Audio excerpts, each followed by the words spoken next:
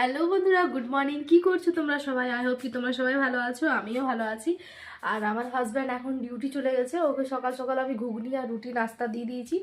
আর এখন দেখো আমার রুমের অবস্থা, দেখো এখন আমি রুমগুলো গুছাবো ভালো করে। আর এইদিকে এখন বসে বসে চা খাচ্ছিল আমার ছেলে।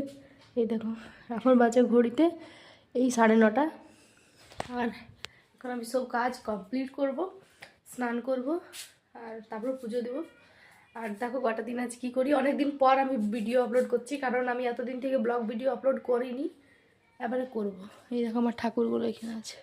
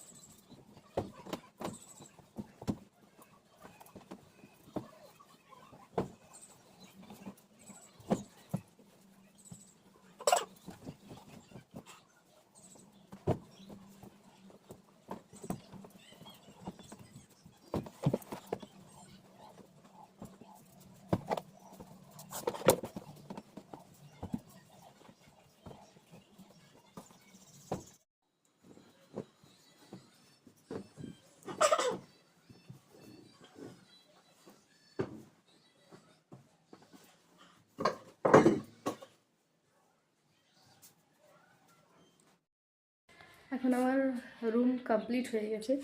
এই দেখো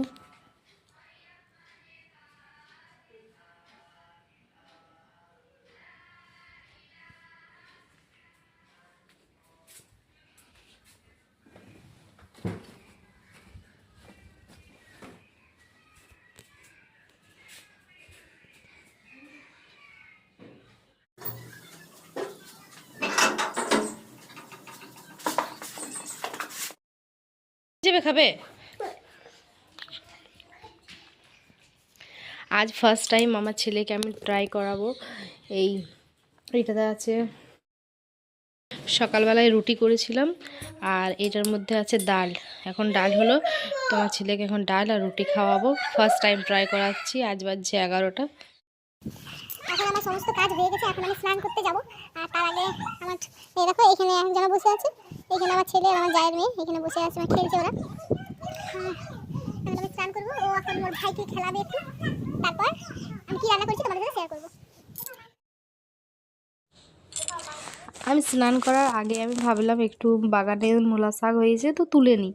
তোমার শাশুড়ি মা এখানে স্নান করছিল, ও আমার সাথে কথা বলছিল।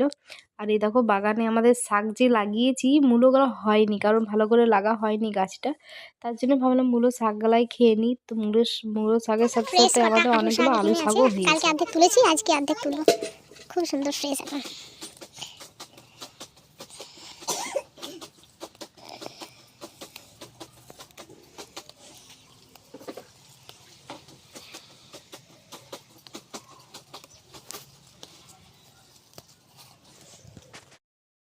হ্যালো ফ্রেন্ড, এখন আমি স্নান করে চলে এলাম।